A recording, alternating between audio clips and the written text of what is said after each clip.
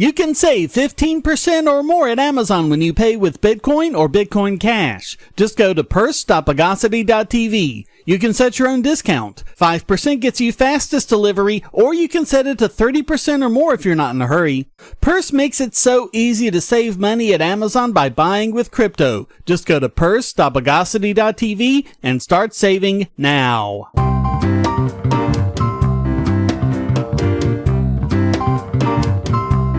Welcome to the Bogosity Podcast for the week of May 26, 2019. The podcast that's got to get home, pick up the phone.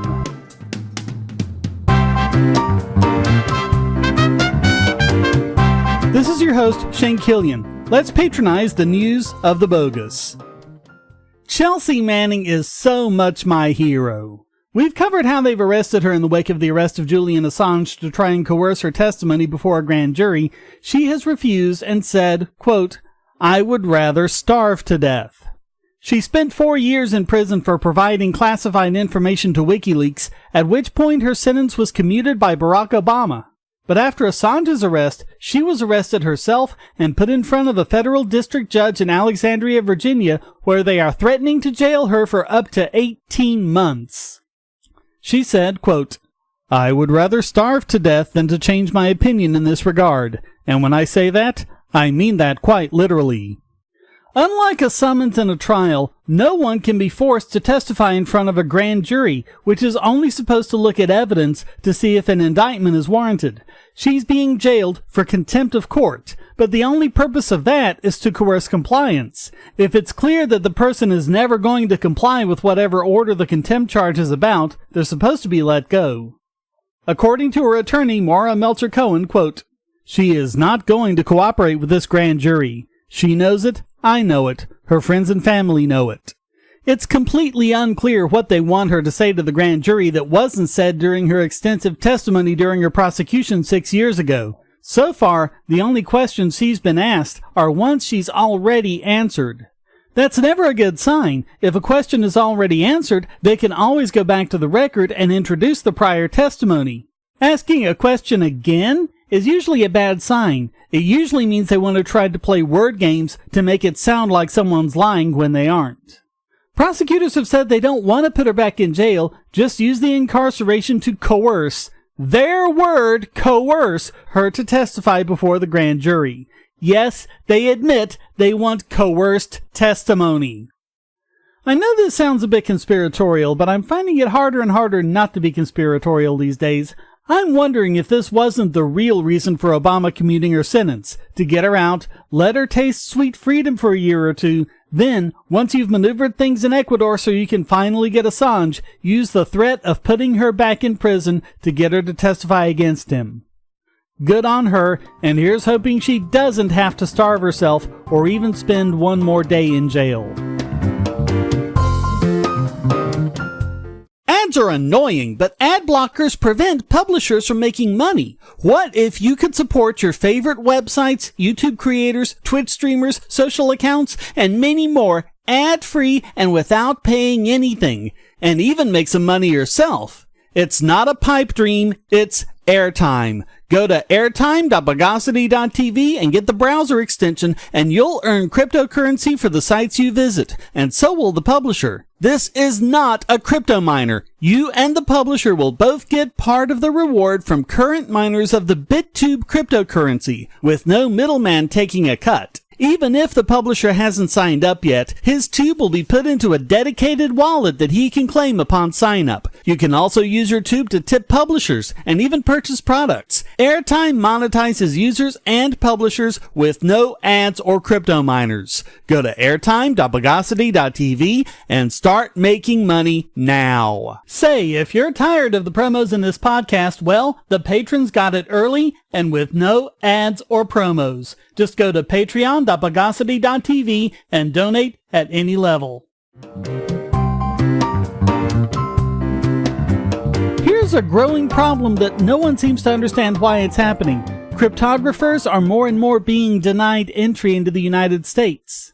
One of the premier crypto conferences in the world is the RSA conference.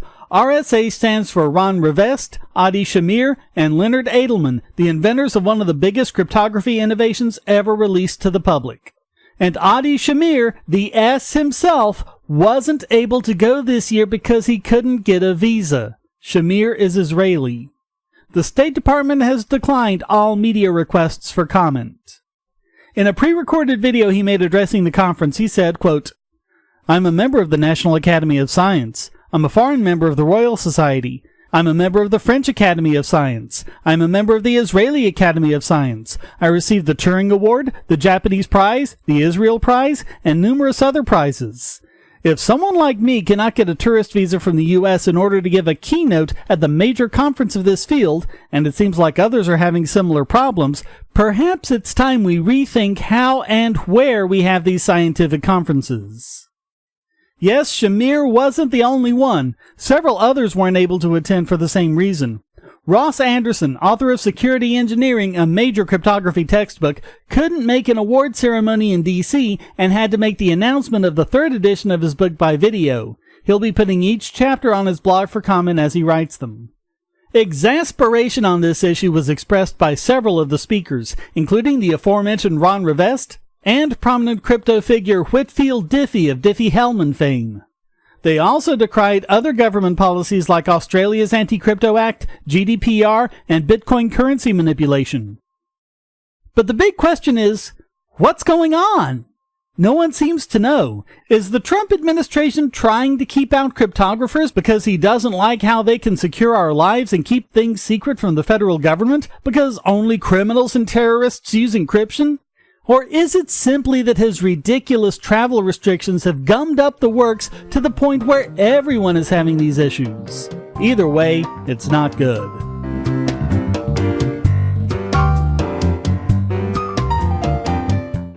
If you're on the Wi-Fi in a coffee shop or hotel, anyone on that network can get your traffic. Do you really trust all of those strangers? For that matter, do you really trust your ISP? A VPN can protect you from prying eyes, disguise your location, and even foil government censors. It's essential in this day and age, so go to vpn.bogosity.tv and you'll be taken to BoxPN. Starting at just $2.99 a month, you can get unlimited high-speed connections to VPN servers all over the world, and they don't log connections, so your privacy is assured. Traveling abroad, just VPN home, and don't worry about what those other governments are doing. Back at home, stop your ISP from traffic shaping and messing with the quality internet access you're paying good money for. You can connect from multiple machines at once, including your smartphone or tablet, and it supports all the secure standards, including OpenVPN and SSTP. Bypass censors and surveillance with your own secure VPN connection. Go to vpn.bogosity.tv.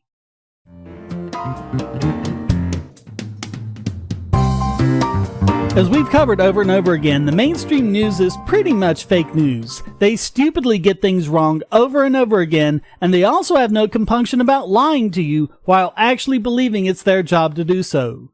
The biggest example of this recently is CNN's Jim Acosta, who has even gone so far as to pick fights with people to stop them from answering a question or even asking an uncomfortable one, and using the fact that he's been kicked out to cry censorship. So here's a prominent example. In a presentation of his idiotic border control plan, Trump said, quote, "We must also restore the integrity of our broken asylum system. Our nation has a proud history of affording protection to those fleeing government persecutions. Unfortunately, legitimate asylum seekers are being displaced by those lodging frivolous claims. These are frivolous claims to gain admission into our country. Asylum abuse also strains our public school systems, our hospitals, and local shelters, using funds that should and that have to go to elderly veterans, at-risk youth, Americans in poverty, and those in genuine need of protection. We're using the funds that should be going to them, and that shouldn't happen. My plan expedites relief for legitimate asylum seekers by screening out the meritless claims. If you have a proper claim, you will quickly be admitted. If you don't, you will promptly be returned home." Now here's Acosta's summary of that speech. Trump in Rose Garden speech paints asylum seekers with broad brush, accusing them of misleading immigration authorities at the border. Quote, "These are frivolous claims." Really, Jim? Really? So the Trump War Room account on Twitter called him out on it. Quote, "You know there's video proving you're lying, right? How can you do this and go home at night thinking you've turned in an honest day's work as a journalist? And here's Acosta's reply, quote, "Hi, at Trump War Room. In the transcript you provided, you note that Trump describes asylum claims as frivolous and meritless. The transcript also notes Trump uses the term asylum abuse. Trump clearly is accusing asylum seekers of misleading immigration authorities, as I said. Except, as I read out, and as both tweets showed, that is not what Trump said. He said frivolous claims were crowding out legitimate ones." But as Brian Cates, writing for the Epoch Times, points out, pseudo-journalists like Acosta feel it's their duty to tell these lies, and even feel they're heroic for doing so. In 2008, the AP began advocating for what they called accountability journalism, which isn't journalists being held accountable for inaccuracies, as you might think, but instead working towards a politicized outcome. It had been going on much longer than that, as the muckraking of the early 20th century shows, or even back to the founding of the country, but accountability journalism really made journalists stop seeing themselves as the neutral reporters of fact, albeit ones who often deviated from that ideal, to people whose job it was to shape the political narrative for the public. For their own good, of course. And so, what was once considered ethical malpractice in the industry is now expected and even encouraged. So if you have an obviously evil president like Trump, well, then it's just your duty to distort the facts any way you have to in order to hold him accountable. The problem, of course, is then who holds the journalists accountable? Acosta isn't threatened with losing his job or even any real degree of shame because what he's doing isn't seen by his peers as unethical. It's what he's supposed to be doing. Hence Cates' conclusion that the old media cannot be rehabilitated even after getting egg on their collective face after the Mueller report showed that the Trump-Russia myth was exactly that. New media reporters and even commentators like on this podcast who had a more fact-based approach to analyzing the news didn't fall for it, and as such, we don't have much to be ashamed of. Like I said, this is nothing new, but now they're being completely open about being biased political wonks disguised as neutral and impartial journalists. The disguises are doffed. Which is why people like Cates are predicting that the old media is on its way out. We can only hope.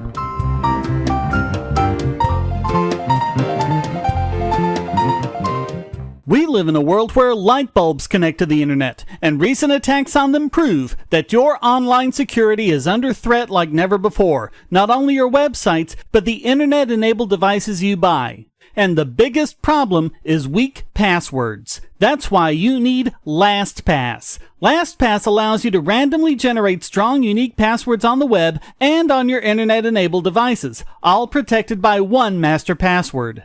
LastPass sets up in minutes and gives you secure automatic logins throughout the web, synchronizing across all your browsers, all your computers, and even your mobile devices, at home, at work, or on the road.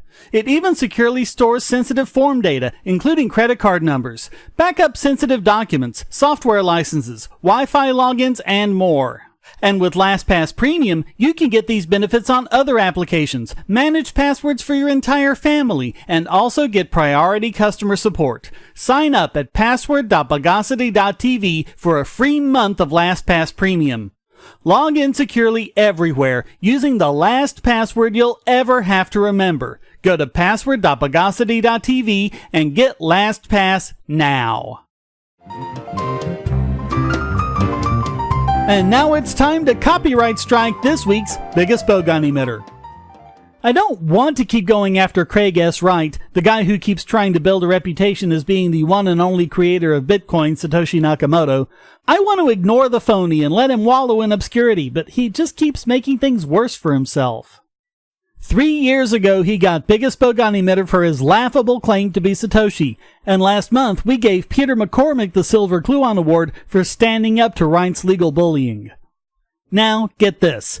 Wright has filed paperwork with the Copyright Office registering his copyright of Satoshi Nakamoto's original 2008 Bitcoin white paper as well as the Bitcoin source code. Because that's totally what the real Satoshi would do, right? This article in Crypto Briefing is a bit misleading. The Copyright Office has not verified Wright's identity as Satoshi and hasn't actually recognized him as the author of the white paper. The Copyright Office doesn't do anything like that. They just take the forms and put them on file. It's up to the courts to decide whether any copyright claims are valid. The Copyright Office conducts no investigation, verifies no identities, grants no rights or privileges. They only maintain a record of the application filed. As near as I can figure, this was done to give Wright the appearance of having the government verify his claim. Wright is chief scientist at nChain, and nChain's founder Jimmy Nguyen said, quote, "We are thrilled to see Craig Wright recognized as author of the landmark Bitcoin white paper and early code." That is a load of absolute crap.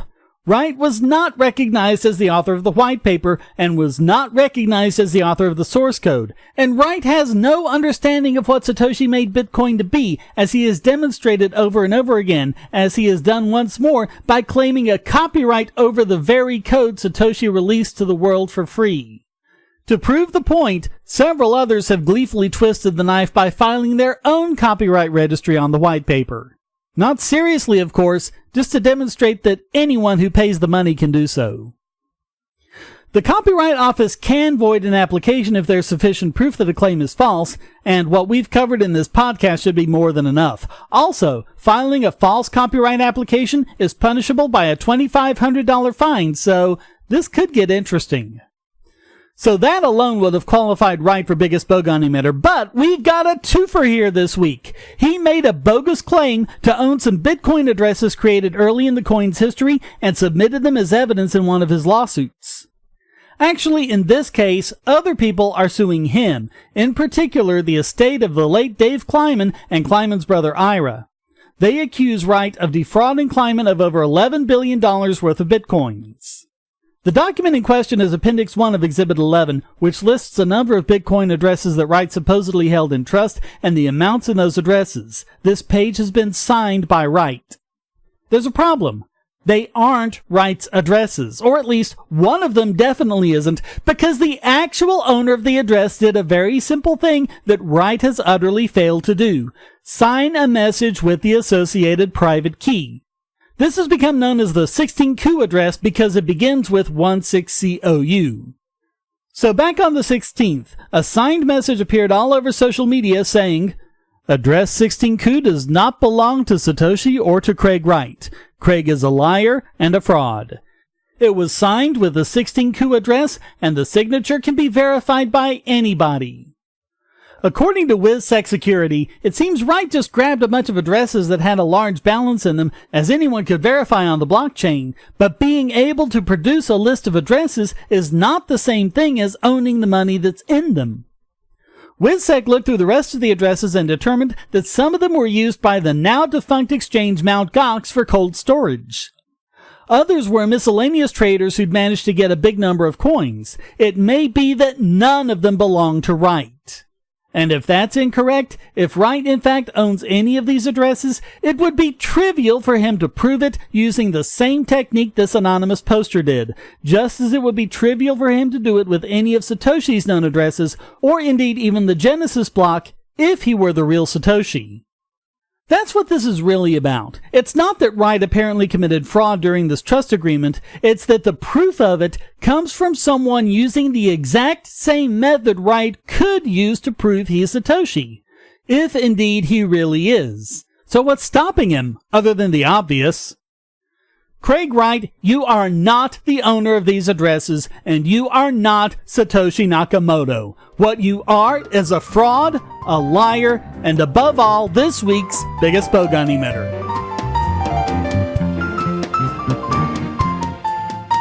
Do you have children, or nieces or nephews? Are you homeschooling, or just want to counter some of the socialist indoctrination most children get in school? If so, go to bogosity.tv/TuttleTwins, and you'll be taken to a website where you can get some great books for elementary-aged children.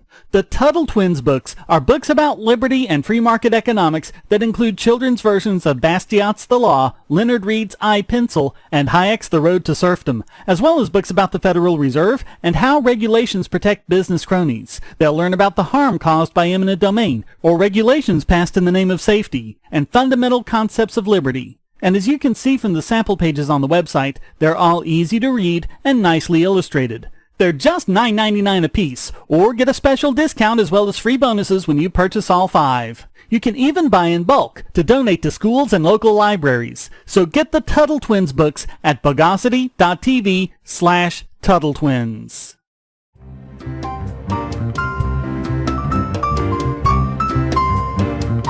And now let's backblock this week's Idiot Extraordinaire. And this week it's the London Metropolitan Police, the same ones who got biggest Bogon emitter last year because they were enforcing hate crimes but couldn't explain what the term actually meant. We've also covered how the gun ban in England has led to more murders with knives, and how the Met has attempted to fix this problem by confiscating knives too, proving that they have no ability to learn. That earned London Mayor Sadiq Khan biggest Bogon emitter a year ago. Now things have taken a turn for the hilarious, when they actually bragged about confiscating, get this, a rusty spoon. I am not making this up. Met Police in Regent's Park tweeted a photo where they laid out the so-called contraband, which mostly consisted of basic kitchen knives. They bragged, quote, "Yesterday we conducted weapon sweeps, dealt with a person injured from a van reversing on them, reported a burglary and collected all of these from Adscope Charity Shop, who diligently didn't want them to get into the wrong hands, and disposed of correctly and safely." In the picture, which was clearly laid out deliberately for the purpose of showing them off, there was not only the aforementioned rusty spoon, but there was also a butter knife, a couple of knife sharpeners, a blunt fencing sword, and a spatula. As journalist Tim Poole noted in a tweet, quote, "They chose to include the spoon. They could have just left it out. They really do think spoons are dangerous." Twitter user Everyone Exits tweeted, "I'd like to report a dangerous cache of weapons that I found at my friend's house. Please send help immediately," and included a picture of a silverware drawer. Scottish journalist Liam Kirkcaldy tweeted, "Regent's Park Police haven't played knifey spoony before." But the win for the internet has to go to Londoner Adrian Short, who tweeted, "No one wants a repeat of the Regent's Park dessert spoon massacre."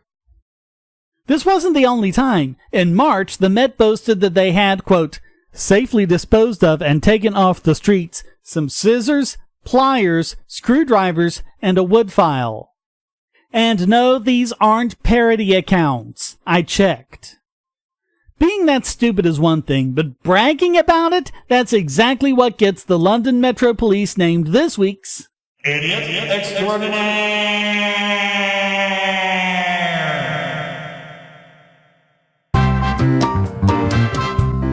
Well, that wraps up this You Missed the Starting Gun edition of the Bogosity Podcast.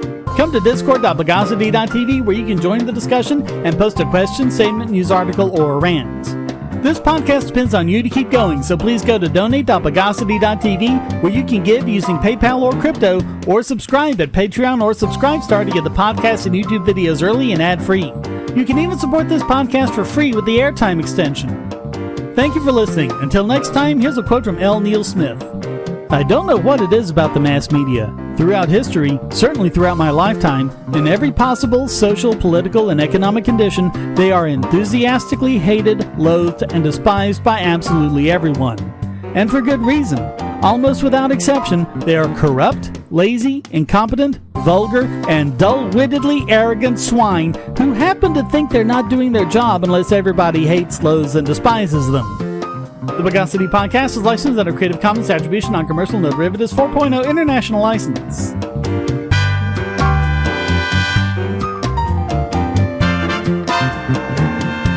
Bogosity.